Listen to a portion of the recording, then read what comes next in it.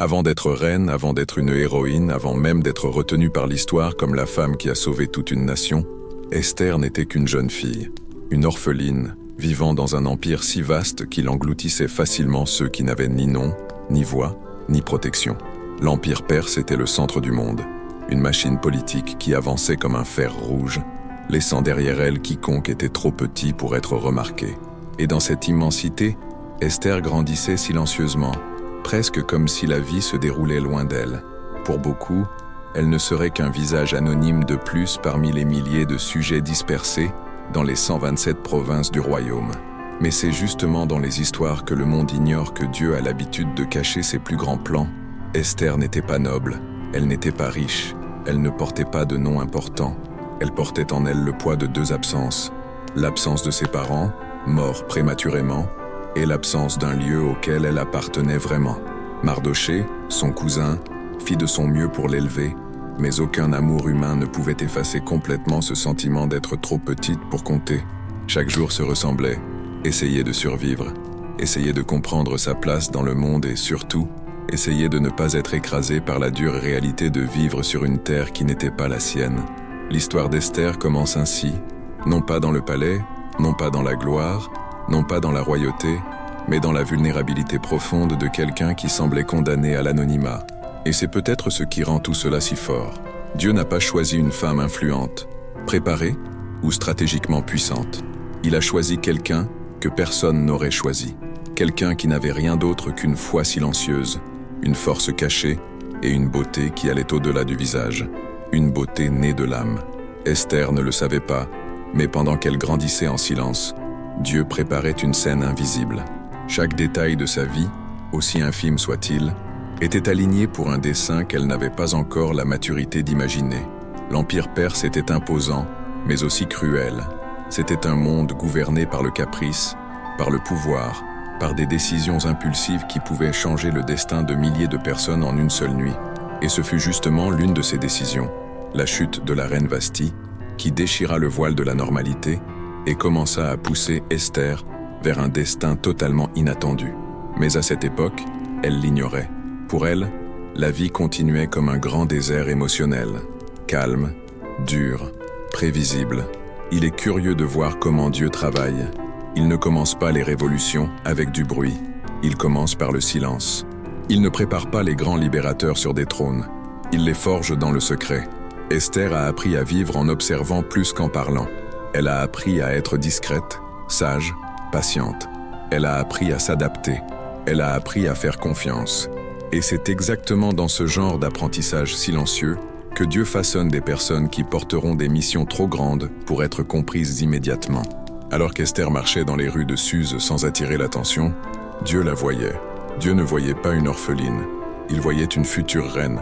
Il ne voyait pas une jeune fille désavantagée. Il voyait quelqu'un positionné exactement là où il le fallait, pour que l'histoire prenne la bonne tournure au bon moment. La beauté de l'histoire d'Esther est qu'elle ne commence pas par des miracles. Elle ne commence pas par des anges. Elle ne commence pas par des voix venues du ciel. Elle commence par la douleur, par l'absence et par une insignifiance apparente. Elle commence par une jeune fille qui pensait probablement n'avoir aucun avenir. Et c'est précisément là que l'histoire devient divine. Parce que Dieu est expert pour transformer des vies apparemment petites en grandes réponses. Il prend des personnes invisibles et les place au centre de la scène. Il prend des histoires silencieuses et les transforme en libération. Il prend des orphelines et les transforme en reines qui changent les décrets, les empires et les destins. Et c'est ainsi que vous devez voir Esther dans ce premier moment. Non pas comme un personnage fort, prêt, confiant, mais comme quelqu'un qui n'a encore aucune idée de l'ampleur de la guerre spirituelle qu'elle s'apprête à affronter, ni de la force qu'elle porte déjà en elle. La chute de la reine Vashti ne fut pas seulement un scandale au palais, ce fut une rupture au cœur d'un empire tout entier. Le genre de fissure silencieuse qui ressemble, à première vue, à un simple caprice royal, mais qui, aux yeux de Dieu, était la première pièce d'un domino parfaitement aligné pour quelque chose de bien plus grand. Tout commença lorsque Vashti, une femme de caractère ferme, refusa d'être exhibée comme un trophée devant les invités du roi. Le palais trembla, l'empire murmura, et dans un élan d'orgueil blessé, le roi fit ce que font les rois orgueilleux. Il transforma un problème personnel en une loi qui traverserait les frontières les foyers et les générations. C'est ainsi que le trône devint vacant. Et quand un trône devient vacant, le monde entier se réorganise. Les conseillers du roi suggérèrent un décret aussi froid que le marbre des colonnes du palais, que de jeunes vierges de toutes les provinces soient amenées à Suse, afin que le roi choisisse sa nouvelle reine. Mais ce décret n'était pas une invitation, c'était une capture. Il n'y avait pas de choix, pas de consentement, pas de glamour. C'était un rassemblement forcé, masqué en processus royal. Et lorsque les messagers commencèrent à parcourir les 127 provinces pour annoncer l'ordre, des milliers de familles sentirent le sol se dérober sous leurs pieds. Le trône du plus grand empire du monde se construisait désormais au prix de jeunes filles arrachées à leur maison. Esther n'avait aucun moyen de fuir ce monde. Peu importait sa volonté, sa peur ou sa simplicité. Lorsque le décret se répandit dans Suse, il ne demanda l'histoire de personne. Il prit, tout simplement. Et ainsi une jeune fille qui avait déjà tout perdu se vit sur le point de perdre la seule chose qui lui restait encore, le contrôle de sa propre vie. Imaginez ce que cela a dû être pour elle d'entendre le son des messagers, le brouhaha dans les rues, les femmes chuchotant, les parents craignant pour leur fille. Pour une orpheline, déjà vulnérable et silencieuse, c'était plus qu'une menace. C'était un destin inévitable. La traversée jusqu'au palais ne fut pas une marche d'honneur, mais un cortège d'incertitudes. Il n'y avait pas de promesse d'avenir, pas de certitude de retour. Les jeunes femmes étaient emmenées sans garantie, entourées de gardes, sans savoir si elles reverraient un jour leur maison. Et chaque pas qu'Esther faisait à l'intérieur de ce monde brillant à l'extérieur et cruel à l'intérieur était, en vérité, un pas vers une histoire qu'elle n'avait pas demandé à vivre. Parfois, Dieu place sa promesse sur des chemins qui, à première vue, semblent trop injustes pour venir de sa main. Entrer dans le harem royal, c'était comme entrer dans une autre réalité. Le luxe était impressionnant, mais aussi étouffant. Après tout, qu'est-ce que le luxe quand on n'a pas la liberté? Qu'est-ce que le parfum quand on a perdu le droit de choisir? Le harem était un jardin doré aux murs trop hauts pour être escaladé. Les filles recevaient des parfums, des bijoux, des vêtements fins, mais perdaient leur propre nom, leur propre voix et, souvent, l'espoir. Esther vit cela se produire autour d'elle. Des visages jeunes essayant de paraître forts, des regards essayant de cacher la peur, des sourires entraînés pour plaire au roi. Mais il y avait quelque chose de différent chez Esther, quelque chose que même elle ne savait expliquer, une sérénité qui ne venait pas de la confiance, mais de l'abandon, une beauté qui ne venait pas seulement du visage, mais de l'esprit. Tous ceux qui la voyaient percevaient qu'il y avait en elle une lumière discrète, non pas éclatante, mais ferme. Esther n'essaya pas de se faire remarquer, elle ne disputa pas l'attention, elle n'exagéra rien. Elle fut simplement elle-même, et cela suffit pour que la faveur commence à l'entourer comme un manteau invisible. Le texte biblique dit qu'elle trouva grâce aux yeux de tous ceux qui la voyaient, et ce détail montre quelque chose de profond. La main de Dieu peut agir sans faire de bruit, sans annoncer de miracle, sans déplacer des montagnes, simplement en inclinant les cœurs. Pendant ce temps, hors du palais, personne n'imaginait que le destin d'une nation entière commençait à se dessiner entre des murs de marbre et des parfums orientaux. Mardochée, observant de loin, sentait le poids de quelque chose de plus grand, même s'il ne comprenait pas quoi. Le décret, qui ne devait choisir qu'une nouvelle reine, positionnait en réalité sa nièce pour devenir la pièce centrale sur l'échiquier politique et spirituel d'un empire qui s'apprêtait à affronter la plus grande attaque contre l'histoire des Juifs depuis l'Égypte. Ce qui semblait n'être qu'une décision de plus du roi était, en vérité, la couture fine et silencieuse d'un plan divin. Et ainsi, entre décrets royaux, parfums rares et jours interminables dans un palais qui n'était pas le sien, Esther commençait à percevoir quelque chose. Elle n'était pas là par hasard. Tout l'inconfort, toute la douleur, tout le manque de choix, tout poussait sa vie vers un point exact dans le temps. Elle ne comprenait pas encore pourquoi, mais Dieu préparait déjà le moment où elle cesserait d'être seulement une orpheline emportée par le décret, pour devenir la femme qui changerait le décret menaçant son peuple. Lorsqu'Esther se retrouve finalement à l'intérieur du palais, quelque chose de subtil, mais profond, commence à se produire autour d'elle. Ce n'est pas elle qui a cherché l'attention, ce n'est pas elle qui a essayé de se démarquer parmi les innombrables jeunes femmes sélectionnées, et pourtant, il y avait quelque chose en elle qui faisait simplement que les autres la regardaient à deux fois. Ce n'était pas seulement la beauté, beaucoup là-bas étaient belles. Ce n'était pas le charme, beaucoup là-bas savaient comment se comporter. Ce qu'Esther portait était inexplicable, comme si l'atmosphère elle-même autour d'elle devenait plus légère. Le genre de grâce qu'on ne travaille pas, qu'on ne feint pas et qu'on ne simule pas, on la reçoit simplement. Le responsable du harem, Hegai, était un homme habitué à côtoyer des dizaines de femmes chaque jour. Il savait identifier la vanité, l'ambition et la manipulation à des kilomètres. Mais Esther n'avait rien de tout cela. Sa présence n'exigeait pas, ne disputait pas, ne provoquait pas, elle inspirait. Hegai n'eut pas besoin de beaucoup de mots pour comprendre que cette jeune femme avait quelque chose de rare, quelque chose que lui-même ne savait peut-être pas expliquer, mais qui le fit agir différemment avec elle. Offrir les meilleurs appartements, les meilleures servantes et la meilleure préparation, ce n'était pas de la chance, c'était de la faveur. Et la faveur n'est jamais une coïncidence, c'est un signe. Mais voici un détail profond. Alors qu'Esther recevait la faveur, elle portait quelque chose qui était presque le contraire de cela, un secret. Mardochée, son cousin et tuteur, avait été clair. Ne dis à personne de quel peuple tu es. Et, dans ce palais où tout fonctionnait par hiérarchie, pouvoir et apparence, garder un secret était un risque énorme. Mais ce n'était pas seulement une question de prudence, c'était une question spirituelle. Le peuple juif a toujours été la cible de préjugés, d'envie et de persécutions. Dévoiler son origine ici, dans cet environnement politique et instable, pourrait tout coûter. Imaginez la tension intérieure d'Esther.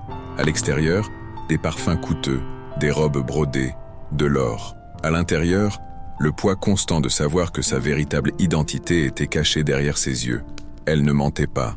Elle gardait simplement ce qui ne pouvait être exposé. Et ce silence n'était pas de la lâcheté. C'était de la stratégie.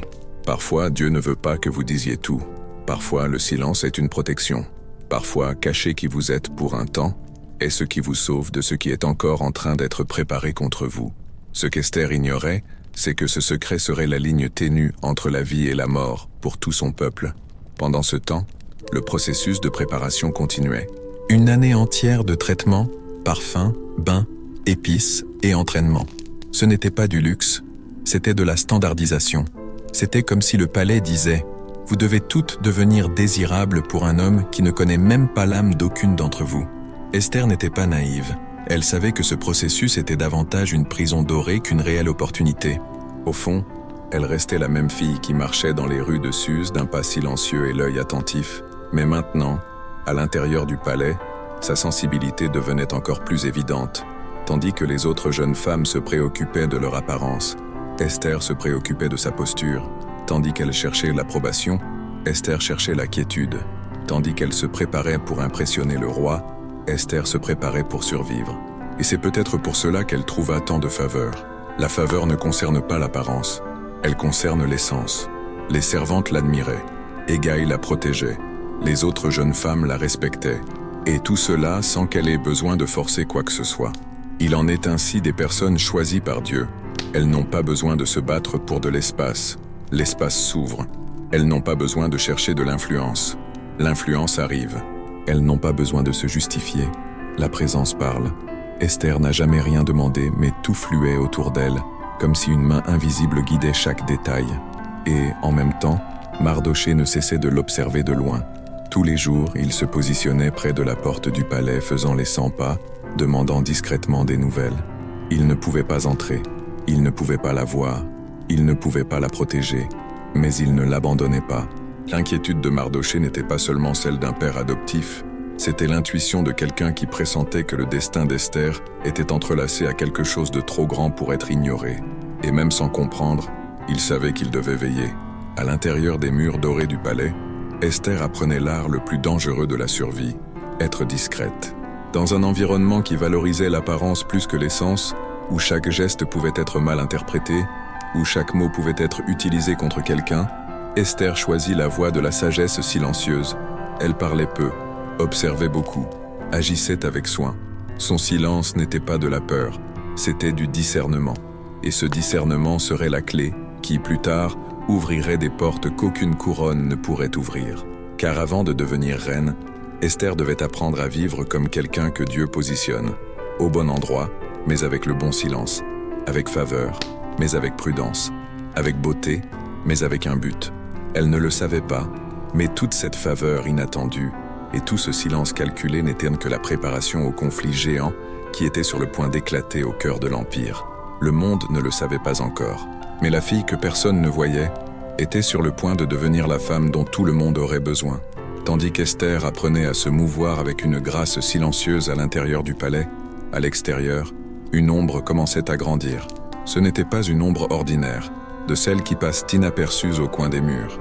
C'était une ombre politique, orgueilleuse et dangereuse, l'ombre d'un homme nommé Haman, le genre de personne qui n'a pas besoin de beaucoup de temps pour montrer qui elle est vraiment, celui qui gravit les échelons du pouvoir, avec l'ambition de celui qui désire non seulement monter, mais dominer.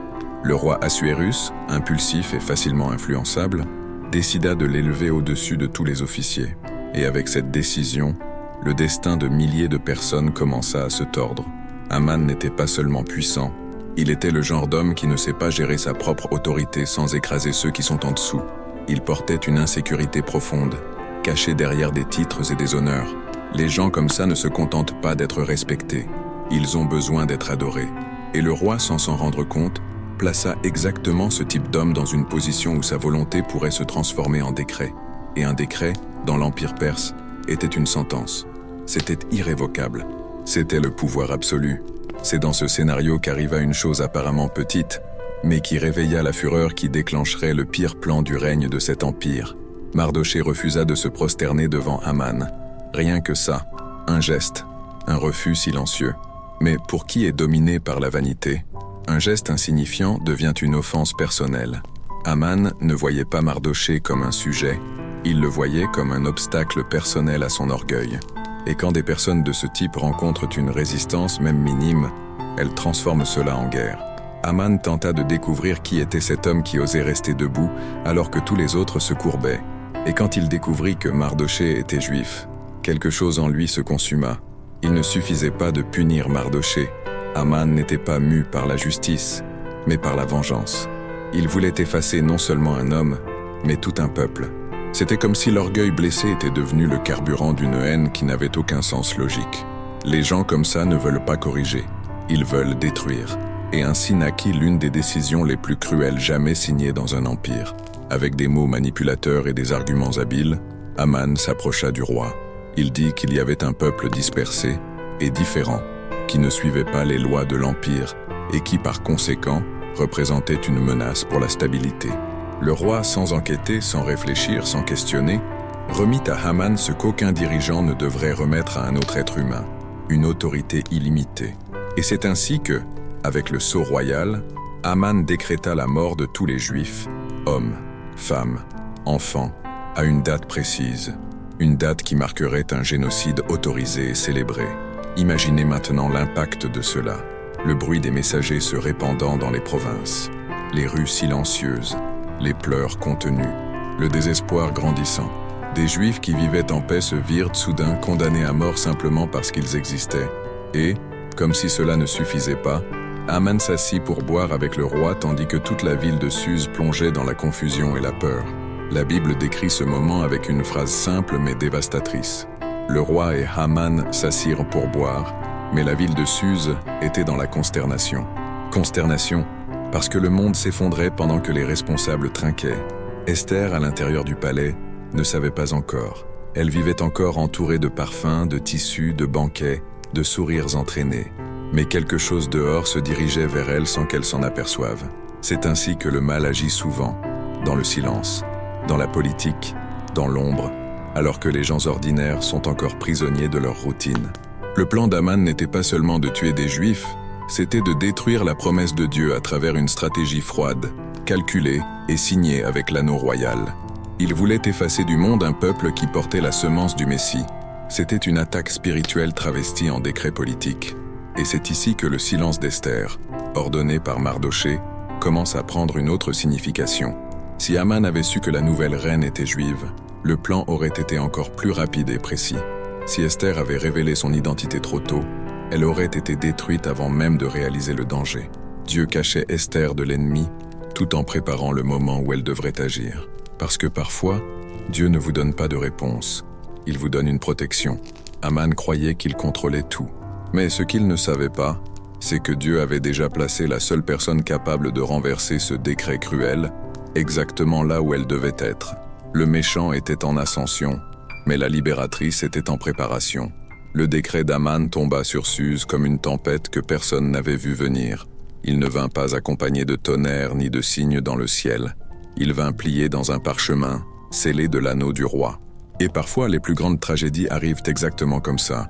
Silencieuses, administratives, masquées en bureaucratie, des hommes ouvrirent le parchemin en espérant de bonnes nouvelles ou des ordres ordinaires, mais y trouvèrent une sentence de mort écrite pour chaque membre de leur peuple. La panique n'eut pas le temps de devenir un cri, elle devint silence. Un silence lourd, étouffant, qui traversait les rues, les maisons et les cœurs. Et ce fut dans ce silence que Mardoché tomba à genoux. Mardoché était un homme simple. Il n'occupait pas de postes importants, n'avait pas de richesse, n'avait pas de pouvoir. Mais il avait des convictions. Et les convictions, lorsqu'elles sont menacées, font trembler le cœur. En entendant le décret, sa première réaction ne fut pas rationnelle. Elle fut viscérale. Il déchira ses vêtements, se couvrit d'un sac et de cendres, et sortit dans les rues en gémissant. Ce geste pour le peuple juif était plus qu'une expression de tristesse. C'était la reconnaissance que quelque chose de si grand était arrivé qu'il n'y avait pas de mots suffisants pour l'expliquer. C'était une douleur dans l'âme. Douleur pour la tragédie annoncée. Douleur pour tous les innocents qui seraient massacrés. Douleur pour un mal qui semblait impossible à inverser. Les gens regardaient Mardoché à la porte du palais avec un mélange de pitié et d'inquiétude. C'était un juif pleurant devant une sentence dont seuls les juifs comprenaient la profondeur. Mais c'était aussi un homme positionné exactement à la limite entre le monde ordinaire et le monde réel de la royauté. Le seul endroit où sa douleur pouvait, d'une certaine manière, atteindre Esther. Et c'est exactement ce que Dieu fait parfois. Il vous place à la frontière de l'impossible pour que votre douleur devienne un appel pour quelqu'un qui est de l'autre côté. En apprenant que Mardoché était vêtu d'un sac et pleurait devant la porte, Esther fut troublée. Elle ne pouvait pas sortir pour le retrouver. La loi ne le permettait pas. Elle ne pouvait pas non plus l'ignorer. Son cœur ne le permettait pas. Alors elle envoya des vêtements, peut-être dans l'espoir qu'il ne traversait qu'une crise personnelle. Mais Mardoché refusa. La douleur était plus grande que n'importe quel tissu ne pourrait couvrir. Et c'est là qu'Esther réalisa. Quelque chose de terrible était arrivé. Quelque chose qu'elle, même vivant au palais, ne savait pas encore. Attache, son eunuque de confiance, devint le messager entre Esther et Mardoché. Et, tandis que la cour vivait son quotidien de banquets, parfums et conversations politiques, là, entre billets et conversations rapides, la vérité commença à être révélée à Esther. Mardoché envoya la copie du décret. Il envoya des explications. Il envoya l'urgence. Il envoya la demande la plus difficile qu'un père adoptif puisse faire. Va voir le roi. Implore pour nous. Intercède pour ton peuple. Et à cet instant, le destin d'Esther commença enfin à se révéler. Car jusqu'alors, Esther avait été portée par le flux de la vie, portée au palais, portée au trône, portée par les circonstances. Mais maintenant, elle devait choisir. Et choisir, parfois, est trop effrayant pour qui a toujours été poussé par la circonstance. Esther savait qu'entrer en présence du roi sans être appelée signifiait la mort. Elle savait que personne, ni reine, ni officier, ne pouvait enfreindre cette loi. Elle savait que la dernière chose qu'une orpheline comme elle voulait était de se placer volontairement devant la mort. La peur n'était pas une exagération, elle était consciente. La réponse initiale d'Esther révèle cela. Elle envoie une explication logique. Tout le monde sait qu'entrer devant le roi sans être appelé est une sentence de mort. Et je n'ai pas été appelé par le roi depuis 30 jours. Cette phrase est si simple, mais si profonde. Esther n'était pas l'épouse adorée que beaucoup imaginent. Elle n'avait pas un accès illimité.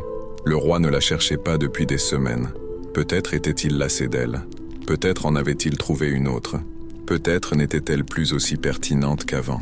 Les insécurités que n'importe qui ressentirait étaient là, cachées derrière un protocole royal. Mais Mardoché, avec la sagesse de celui qui comprend le but, envoie une réponse qui traversa les générations. Ne t'imagine pas que tu échapperas seul d'entre tous les Juifs, parce que tu es dans la maison du roi. Si tu te tais maintenant, le secours et la délivrance surgiront d'autre part, mais toi et la maison de ton père périrez. Et qui sait si ce n'est pas pour un temps comme celui-ci que tu es parvenu à la royauté. Ces mots n'étaient non pas une accusation, ils étaient un réveil. Mardoché ne disait pas « tu as l'obligation », il disait « tu as été placé là pour une raison ». Ce n'était pas de la pression, c'était une révélation. Et cette révélation tomba sur Esther comme un éclair silencieux. Toute sa douleur, son histoire, son silence, sa faveur inexplicable, tout prenait sens. Tout l'avait amené jusqu'à ce point. Non pas pour être belle, mais pour être un pont. Non pas pour être reine, mais pour être intercesseuse. Non pas pour être choisie par un roi, mais choisie par Dieu. L'appel arrive toujours sous ce format. Simple à l'extérieur, gigantesque à l'intérieur. Et en entendant les mots de Mardoché, quelque chose se brisa finalement en Esther. La peur était toujours là, mais maintenant partagée avec un but. Le but n'élimine pas la peur, il la remet simplement à sa place. Esther comprit que le palais n'était pas un privilège. C'était une position. Ce n'était pas du confort. C'était une responsabilité. Elle n'était pas là pour être servie. Elle était là pour servir un peuple qui ne savait même pas qu'il avait besoin d'elle. Et à l'instant où cette perception devint claire, l'orpheline commença, pour la première fois, à devenir la reine que le ciel avait déjà vue avant n'importe quel homme. Quand Esther reçut la réponse de Mardoché, quelque chose en elle changea. Ce ne fut pas un déclic soudain, ce ne fut pas un miracle immédiat, ce ne fut pas le courage surgissant comme une flamme allumée de nulle part. C'était plutôt comme un tremblement intérieur, silencieux, le genre de perception qui transforme la respiration avant de transformer la vie. Une compréhension profonde qu'il ne servait plus à rien de fuir. L'histoire l'avait finalement rejointe.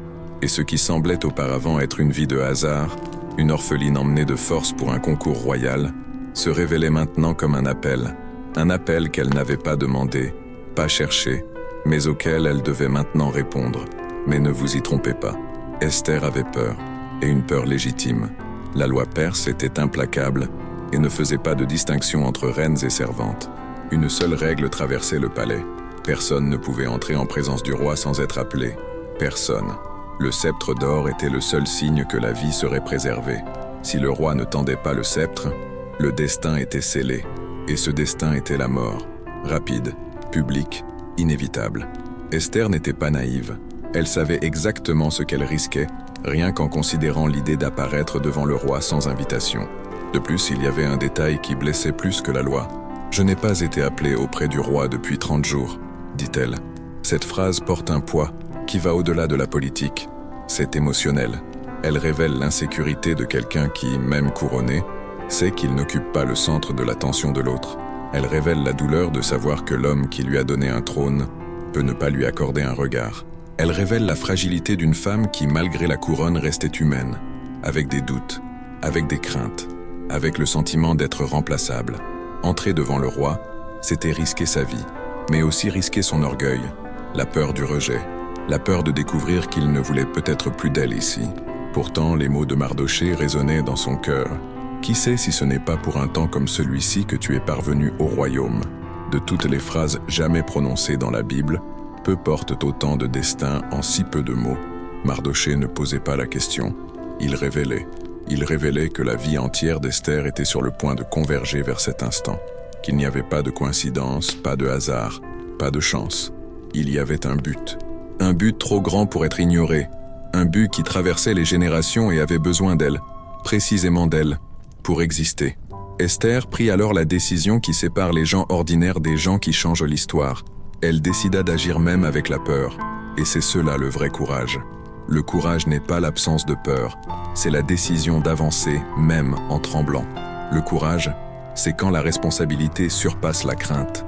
Le courage, c'est quand vous découvrez que votre vie n'est pas seulement la vôtre, c'est un pont pour la vie de beaucoup. Et c'est exactement ce qui s'est passé avec elle. La première chose qu'Esther fit ne fut pas de courir vers le roi, ce ne fut pas de préparer des arguments, ce ne fut pas de répéter des discours. Elle fit quelque chose de bien plus profond. Elle demanda le jeûne. 3 jours de silence, 3 jours sans nourriture, 3 jours à chercher la force là où la force humaine n'existait pas. Et voici une vérité spirituelle très puissante. Avant d'affronter des rois, affrontez votre propre cœur.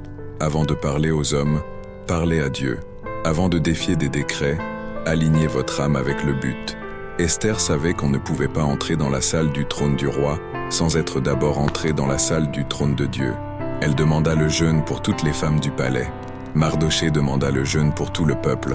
Ce n'était pas un rituel, c'était une préparation. Le courage d'Esther n'est pas né du sang royal, ni du luxe du palais, ni de la proximité avec le trône. Il est né du jeûne, de l'abandon, de la recherche, du silence. Elle ne voulait pas seulement survivre, elle voulait agir au bon moment, avec la bonne force, pour la bonne raison. Ce furent 3 jours longs, 3 jours lourds, 3 jours où l'Empire suivit sa routine sans imaginer que, derrière des rideaux brodés, une femme était en train d'être forgée pour affronter la mort. Et, quand les 3 jours se terminèrent, Esther se leva. L'orpheline resta derrière. La jeune fille arrachée à sa maison cessa d'exister. La femme saisie par le but naquit enfin. Et alors elle prononça des mots qui traversent les siècles. « J'irai donc vers le roi, bien que ce soit contre la loi. Et si je dois périr, je périrai. » Cette phrase n'est pas du désespoir, c'est de l'abandon. C'est le plus haut niveau de courage qui existe. Quand vous comprenez que le but vaut plus que votre propre vie. Quand vous réalisez que vivre avec la peur n'est pas vivre. Quand vous découvrez que mourir pour ce qui est juste est plus grand que vivre pour ce qui est sûr. Esther n'acceptait pas la mort, elle acceptait la mission.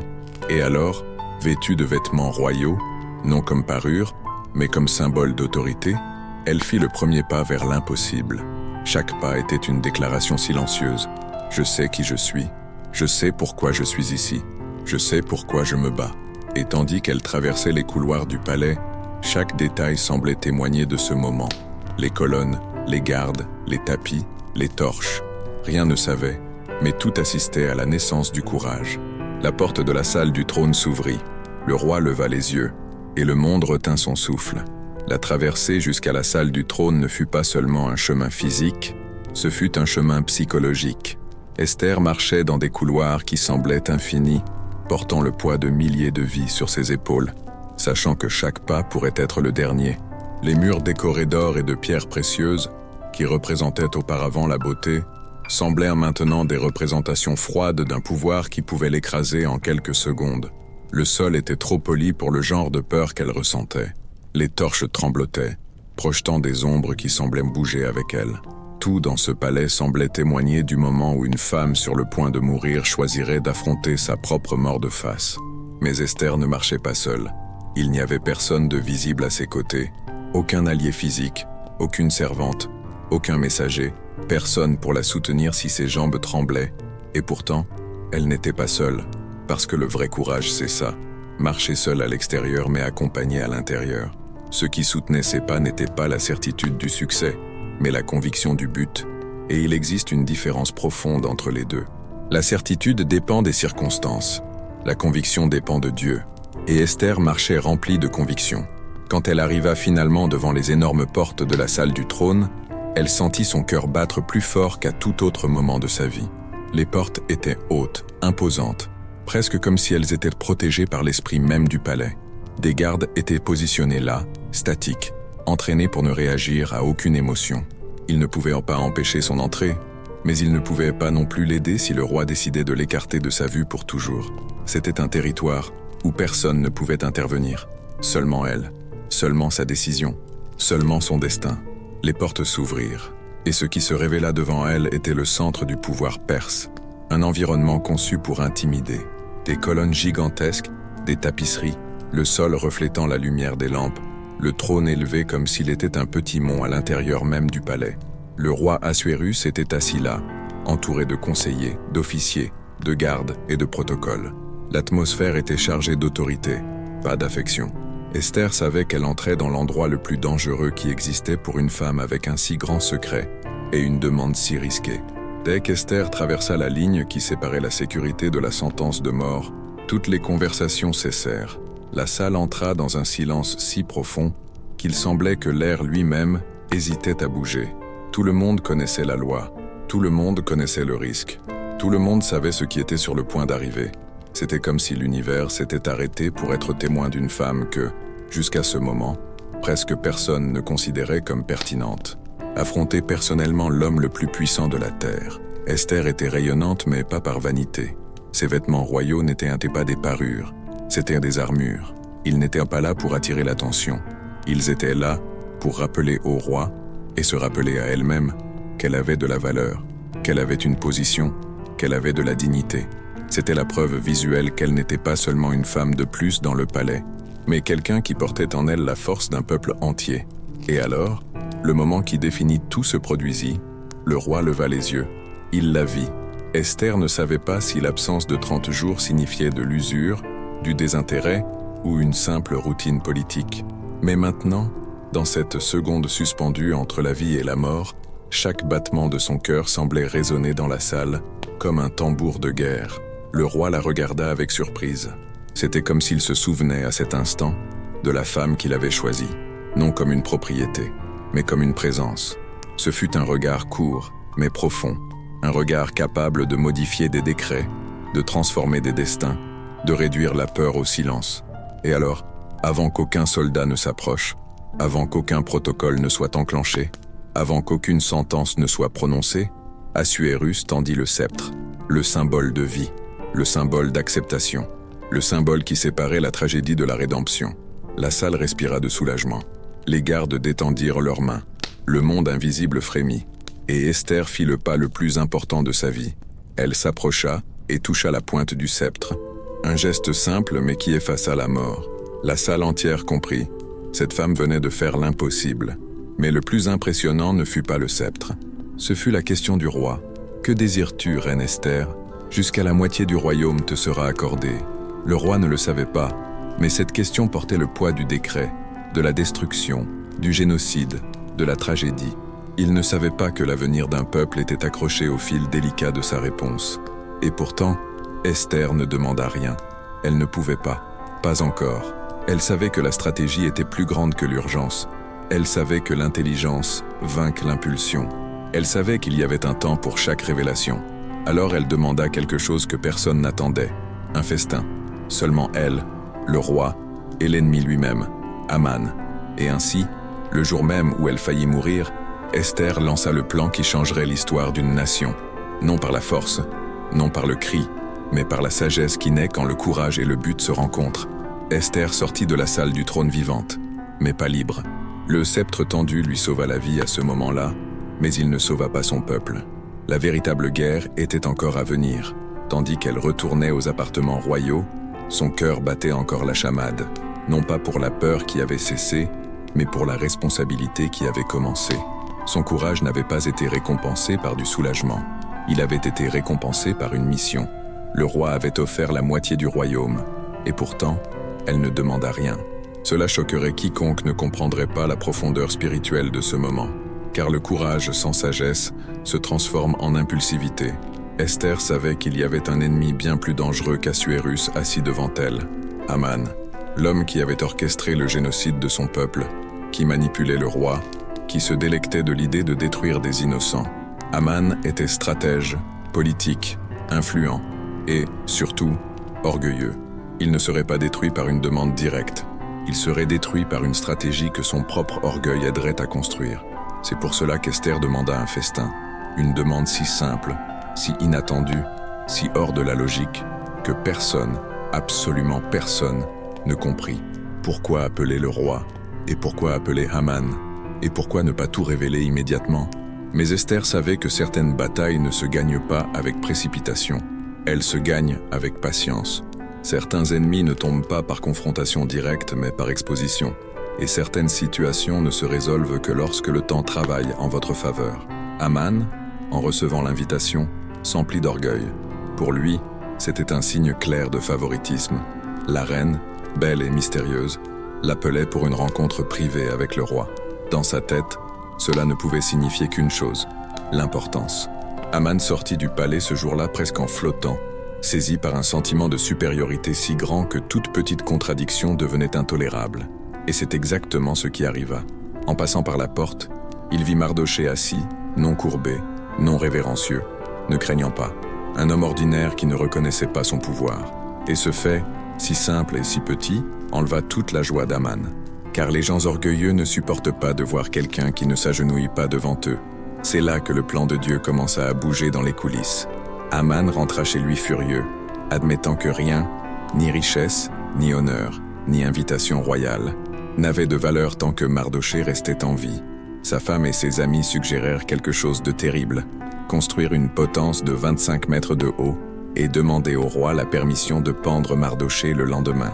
Haman aima tellement l'idée qu'il la fit construire immédiatement, tandis que les marteaux frappèrent le bois, clouèrent des planches et érigeaient cette structure macabre. L'univers spirituel ajustait une ironie divine. L'homme qui planifiait la destruction de tous serait détruit par son propre piège qu'il venait de construire. Pendant ce temps, à l'intérieur du palais, le roi Assuérus n'arrivait pas à dormir. Ce n'était pas une insomnie ordinaire, ce n'était pas un souci politique, c'était une intervention divine. Dieu, silencieusement, inclina le cœur du roi vers l'inquiétude. Assuérus demanda qu'on apporte les registres des chroniques royales, comme quelqu'un qui cherche une distraction. Et là, parmi tant d'histoires, était enregistrée la dénonciation de Mardochée sur un plan d'assassinat contre le roi. Quelque chose qui était passé inaperçu, quelque chose qui n'avait pas été récompensé, quelque chose qui, à ce moment précis, et seulement à ce moment, devait être rappelé. Le roi, réalisant que l'homme qui avait sauvé sa vie n'avait jamais reçu d'honneur, demanda aux serviteurs ce qu'il fallait faire pour un homme que le roi désire honorer. Et ici entre l'une des scènes les plus marquantes du livre. Aman entre dans le palais à cet instant précis, l'homme même qui allait demander la mort de Mardochée. Le roi demande « Que doit-on faire pour l'homme que le roi désire honorer ?» Et Aman, enflé d'orgueil, croit que le roi parle de lui. Alors il suggère le plus grand honneur possible, vêtir l'homme de vêtements royaux, lui mettre l'anneau du roi, le faire monter sur le cheval du roi et le proclamer dans les rues avec grand honneur.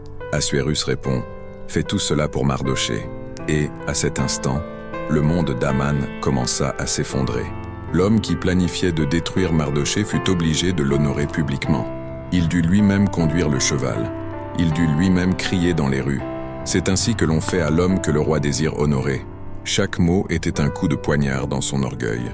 Chaque pas était une humiliation. Chaque regard du peuple était une punition. Le Dieu qu'Esther cherchait en silence agissait déjà en public. Et cela nous montre quelque chose de profond. Pendant qu'Esther jeûnait et attendait le bon moment, Dieu retournait déjà la table de l'ennemi. Après cette humiliation publique, Aman rentra chez lui complètement ébranlé. Ses conseillers, les mêmes qui avaient dû suggérer la potence, confessèrent que si Mardochée était juif, Aman ne vaincrait jamais. Il était trop tard. L'orgueil qu'il avait enflammé le coulait maintenant. L'invitation pour le deuxième festin était arrivée. Et il dut s'y rendre même en sachant que quelque chose était brisé en lui. Il n'en avait aucune idée, mais il marchait vers son propre jugement. Pendant ce temps, Esther se préparait pour le moment de la révélation. Elle savait qu'au deuxième festin, il faudrait un courage plus grand que celui qu'elle eut en entrant devant le roi. Car maintenant, il ne s'agissait pas seulement de risquer sa propre vie, il s'agissait de livrer un nom, un visage, une identité. Elle allait dire au roi quelque chose qui pourrait retourner Aman contre elle instantanément. Quelque chose qui pourrait faire que le roi lui-même se sente trompé depuis le début. Quelque chose qui pourrait la mettre en position de traîtresse politique. Mais Esther connaissait une vérité que seul celui qui porte un but peut comprendre. Quand c'est Dieu qui ouvre la porte de la révélation, personne ne peut la fermer. Le premier festin n'était que la répétition. Le deuxième serait le moment où le destin d'une nation changerait pour toujours. Le deuxième festin arriva comme une tempête silencieuse. Il n'y avait pas de tonnerre, pas d'éclair, pas de signe dans le ciel. Mais il y avait de la tension, beaucoup de tension. Cette rencontre n'était pas juste un autre dîner au palais, c'était un champ de bataille déguisé en table dressée. Esther le savait, le roi le savait. Et Aman, même sans comprendre complètement, le sentait au fond de son âme, comme le pressentiment d'un animal qui perçoit l'approche de sa propre fin. La salle était préparée avec tout le luxe caractéristique de la royauté perse. De longues tapisseries, des coupes ornées, des arômes d'épices qui remplissaient l'air. Mais cette fois, la beauté n'enchantait pas. Il n'y avait pas assez de brillance dans cet environnement capable de cacher le fait que, là, 3 destins étaient sur le point d'entrer en collision.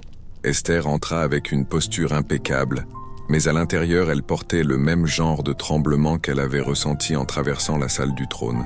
Le courage n'élimine pas la peur, il la réduit juste assez au silence pour que vous puissiez agir malgré elle. Le roi était de bonne humeur. Aman essayait de paraître calme, mais son esprit était inquiet depuis l'humiliation publique avec Mardochée. Sa grande potence fraîchement construite était prête, attendant l'autorisation royale pour qu'il transforme sa haine en spectacle. Mais quelque chose en lui disait que la journée était étrange. La joie ne venait pas, la sécurité ne venait pas, l'orgueil était fissuré, et pourtant, il s'assit à table sans imaginer que ce serait, littéralement, son dernier dîner. Lorsque les serviteurs commencèrent à retirer les plats et que l'atmosphère devint plus intime, le roi se tourna vers Esther. Son ton était affable, mais sa question portait de l'autorité. « Quelle est ta demande, reine Esther ? Quelle est ta requête ?» Jusqu'à la moitié du royaume te sera donné. C'était la 3e fois qu'il demandait cela, comme si le ciel lui-même pressait le moment de la révélation. C'était le genre de question qui ne pouvait plus être repoussée. Et Esther le savait. Elle respira profondément. Le silence dura des secondes, mais sembla durer un siècle. Car à cet instant, Esther n'était pas seulement sur le point de demander quelque chose, elle était sur le point de se révéler. Et alors elle fit quelque chose qu'aucun sujet n'aurait jamais le courage de faire. Elle mit sa propre vie sur la table. Si j'ai trouvé grâce à tes yeux, ô roi, et s'il plaît au roi, que ma vie me soit donnée à ma demande, et la vie de mon peuple à ma requête. Le roi ne comprit pas immédiatement. Comment ça vie, comment ça peuple? Son regard changea, il se pencha en avant. Esther continua, car nous avons été vendus, moi et mon peuple, pour être détruits, tués et anéantis. L'impact fut dévastateur. Le roi fut perplexe. Aman se figea. Le sol du palais sembla trembler. En quelques secondes, le destin d'une nation était révélé. Mais la phrase finale fut le coup le plus fort. L'adversaire et ennemi, c'est ce méchant Aman. Aman n'eut pas le temps de réagir. Son sang a dû se glacer. Son cœur s'emballa. Son visage perdit ses couleurs. Car à cet instant, il comprit qu'Esther était juive. Il comprit que le décret qu'il avait écrit avec plaisir se retournait maintenant contre lui. Il comprit que sa tentative d'exterminer un peuple incluait la reine qui était assise à quelques mètres de distance. Il comprit que tout ce qu'il avait construit était sur le point de s'effondrer. Assuérus se leva furieux. Il n'était pas un homme sage, mais c'était un homme orgueilleux, et réaliser que quelqu'un avait manipulé son sceau royal pour détruire même sa propre épouse, cela, il ne pouvait le tolérer. Le roi sortit de la salle, essayant de contenir sa fureur, essayant de comprendre comment il avait permis que cela arrive sans s'en rendre compte. Et Aman, désespéré, finit par craquer. L'homme qui souhaitait que tout se courbe devant lui se jette maintenant aux pieds d'Esther en implorant pour sa propre vie. Mais il n'y avait plus de retour en arrière. Quand le roi revint et vit Aman tomber sur le divan où se trouvait Esther, il interpréta cela comme une agression. Et cela scella le destin de l'ennemi. Le protocole royal fut rapide. Les soldats avancèrent. La sentence fut donnée la même, sans droit à la défense, sans temps pour des explications. Et dans un coup d'ironie divine, un des officiers dit au roi, « Il y a aussi une potence de 25 mètres qu'Aman a préparée pour Mardochée. » Le roi répondit, « Pendez-le dessus. » La potence qu'Aman érigea pour détruire un homme juste devint l'instrument de sa propre ruine. Ainsi son orgueil mourut comme il vécut, trop haut. Esther vit tout cela se produire avec la douleur et la force de quelqu'un qui comprend qu'accomplir un but exige parfois d'assister à des chutes douloureuses. Aman n'était pas seulement un méchant politique, c'était un ennemi spirituel. Et quand le mal planifie la destruction contre le peuple de Dieu, Dieu lui-même réécrit la fin. Le festin qui commença par le silence se termina par la justice. L'ennemi qui s'assit à table croyant être honoré sortit de là pour mourir pendu à son propre piège. Et Esther commençait à peine à écrire le chapitre le plus important de sa vie, car vaincre Aman n'était pas la fin. Ce n'était que la première partie de la libération. La mort d'Aman apporta du soulagement, mais elle n'apporta pas la sécurité. L'ennemi était tombé. Oui, pourtant le décret tenait toujours debout. Le sceau du roi était toujours valide, et le jour marqué pour l'extermination des Juifs était toujours dans le calendrier impérial, comme une sentence qui ne pouvait être effacée. C'est une dure réalité que beaucoup de gens ne remarquent pas. Parfois, vaincre l'ennemi ne résout pas le problème. Il existe encore des conséquences. Il existe encore des structures. Il existe encore des systèmes qui continuent de fonctionner même après que le méchant a quitté la scène. Aman avait été pendu, mais son décret respirait encore. Esther le savait, et le roi aussi, bien qu'il n'ait pas complètement compris la profondeur de la tragédie qui était sur le point d'arriver. Lorsqu'Assuérus revint dans la salle après l'exécution d'Aman, il trouva Esther encore avec le cœur en tempête. Elle s'était sauvée elle-même, oui. Elle avait sauvé sa position, oui. Elle avait sauvé sa vie, oui. Mais son peuple, des milliers de Juifs dispersés dans les provinces, restait condamné à mourir. Et c'était cette condamnation collective qui mouvait son âme maintenant. Elle n'attendit pas le lendemain. Elle ne se reposa pas. Elle ne respira pas soulagée. Esther entra de nouveau en présence du roi, non par formalité royale, mais par urgence humaine. Et même en sachant qu'elle outrepassait les protocoles, même en sachant qu'elle mettait la pression sur un roi qui s'était déjà montré instable émotionnellement, elle se jeta aux pieds d'Assuérus et pleura. Elle pleura pour un peuple qui n'était pas là. Elle pleura pour des familles qui seraient détruites. Elle pleura pour des innocents qui paieraient de leur sang pour une guerre qui n'avait jamais commencé. Elle pleura parce qu'elle sentait le poids d'avoir été placée là comme dernière ligne de défense. Le roi, irrité par sa propre impuissance face à une loi qu'il avait lui-même autorisée, répondit presque avec frustration « Voici, j'ai donné à toi la maison d'Aman. Mais quant au décret, rien ne peut être révoqué. » C'était comme s'il disait « Je peux défaire des personnes, mais je ne peux pas défaire des mots. » Cela semble étrange, mais c'est réel. En Perse, la parole du roi était irrévocable, même pour lui-même. Mais Mardochée, maintenant promu à la place qui appartenait à Aman, comprit ce qui devait être fait. Il n'était pas possible d'annuler l'ancien décret, mais il était possible d'écrire un nouveau décret. Et à cet instant, quelque chose d'extraordinaire se produisit. Le roi retira l'anneau royal, le même qui avait été utilisé pour décréter la mort des Juifs, et le mit au doigt de Mardochée. Le symbole qui un jour scella la destruction serait maintenant utilisé pour sceller la libération. C'est ainsi que Dieu fait. Il n'ignore pas le mal, il le transforme. Il prend ce qui fut un instrument de sentence et en fait un instrument de salut. Il retourne la table d'une manière si précise que même l'ennemi devient témoin de sa propre défaite. Esther, Mardochée et les scribes commencèrent à travailler immédiatement. Il fallait de la rapidité, il fallait de la stratégie, il fallait de la précision. Un nouveau décret fut écrit et envoyé à toutes les provinces. Un décret qui disait que, le jour marqué pour leur destruction, les Juifs pourraient se défendre. Ce n'était pas une invitation à la guerre, mais une autorisation à la survie. Et cela fit toute la différence. Les messagers partirent sur des chevaux véloces, apportant un nouvel espoir à un peuple qui préparait déjà ses maisons pour le deuil. Les lettres furent lues sur les places, sur les marchés, dans les ports, dans les villes fortifiées, dans les villages simples. Des Juifs qui auparavant étaient désespérés pleuraient maintenant de soulagement. La nouvelle se répandit comme une flamme, rallumant la joie là où il n'y avait que de la peur. Et alors arriva le jour marqué. Les provinces étaient agitées. Les ennemis des Juifs, qui s'étaient sentis encouragés par le décret d'Aman, réalisaient maintenant que la situation avait changé. La peur changea de camp. Ceux qui auparavant planifiaient d'attaquer tremblaient maintenant. Et les Juifs, fortifiés par le nouveau décret, se levèrent avec courage. Et le plus impressionnant, beaucoup d'officiers, capitaines et princes des provinces commencèrent à soutenir les Juifs. Pourquoi ? Parce que maintenant c'était Mardochée qui était au pouvoir, et son influence était plus grande que la haine d'Aman ne l'avait jamais été. Le jour qui devait être marqué par la mort devint le jour du revirement. Le jour qui devait rester en mémoire comme une calamité devint une célébration. Le jour qui devait être douleur devint victoire. Ce ne fut pas une révolution politique, ce fut une restauration divine. Esther, la femme silencieuse qui entra dans le palais sans savoir qui elle était, devenait maintenant le symbole du courage pour le monde entier. Mardochée, l'homme ignoré à la porte, était maintenant le second aux commandes de l'Empire. Et le peuple qui devait être exterminé devint le peuple qui célébra l'une des plus grandes fêtes de l'histoire juive. Pourim, une fête qui existe encore aujourd'hui. Et pourquoi existe-t-elle ? Pour rappeler que le mal n'a pas le dernier mot. Pour rappeler que les décrets humains ne peuvent annuler les promesses divines. Pour rappeler que Dieu utilise des personnes improbables dans des lieux improbables, à l'heure improbable, pour accomplir un dessein parfait. Esther ne sauva pas seulement son peuple, elle sauva la lignée de la promesse. Elle sauva l'histoire qui continuerait jusqu'à Jésus. Elle sauva l'avenir qui viendrait après Jésus.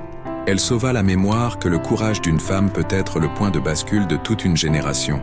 À la fin, l'histoire d'Esther nous montre quelque chose de profond. Parfois, Dieu ne change pas la situation. Il vous change, vous, pour que vous changiez la situation.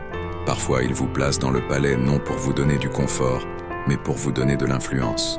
Parfois, il vous fait passer par le silence, pour vous préparer à la voix. Parfois, il vous tient caché pour vous révéler au bon moment.